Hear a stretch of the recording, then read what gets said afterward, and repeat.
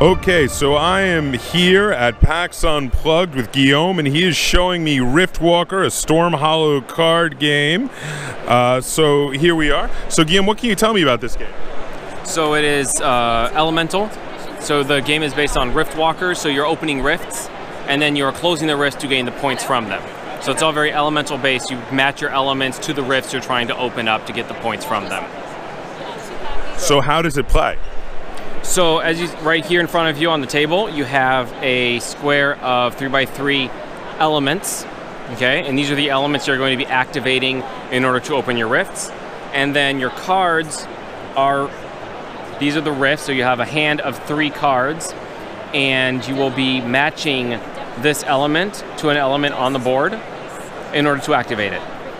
So on your turn, you have 3 cards, and you will choose to activate an element by picking one that is actually hidden.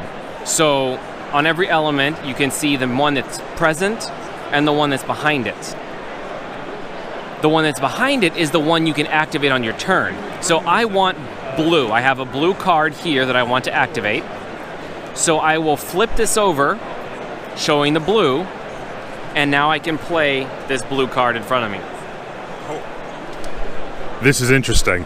Oh, wow. Okay, so is the initial deal for the elemental cards completely random? Yes, so you get a random 3 cards. No. I'm sorry, I meant the ones in the middle of the table. In the middle. It is also random. There are more here on the side. And so on your turn, you could either flip one that is here, or you can take one from the side pile and replace one.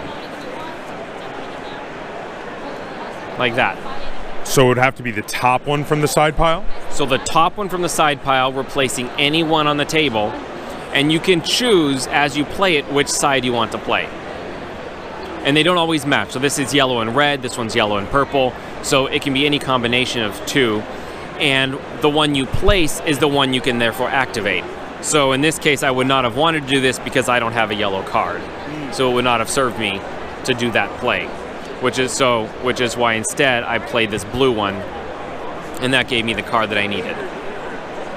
So the next thing I look for is called the burst, and if you can do basically a tic-tac-toe of elements, so diagonal or 3 in direction, of the color that you have present, you can burst it, which is closing that rift back up and counting its points. Now, when a rift is first opened, it has no points. The top left corner is how many points it's worth. It is worth no points at this time.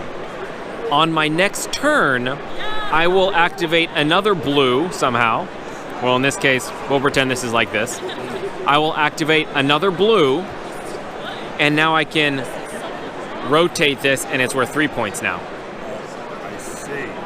And then on a subsequent turn, if this were flipped over, I would flip it again. Now I have another blue and rotate it again.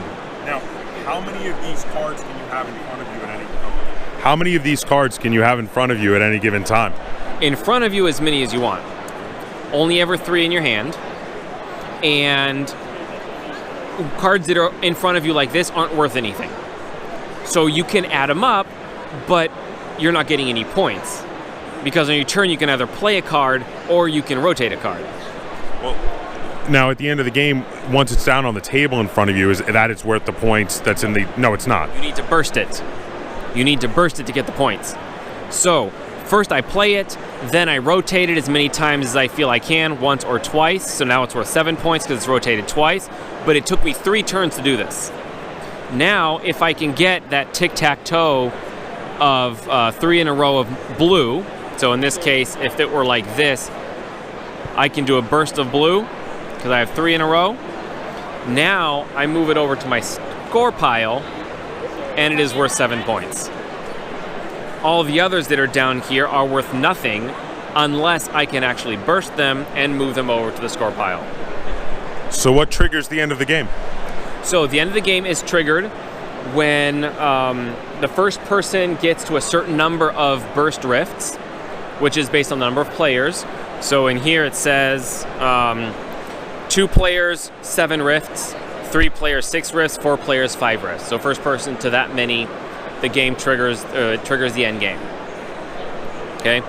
The other option is, let me double check this for you. When there are no cards left in the rift deck, that's what it was. So when this whole deck has been gone through, that triggers the end of the game as well. Well, thank you very much. That's really interesting. And that is Riftwalker, a Storm Hollow card game. Thank you so much for showing that to me.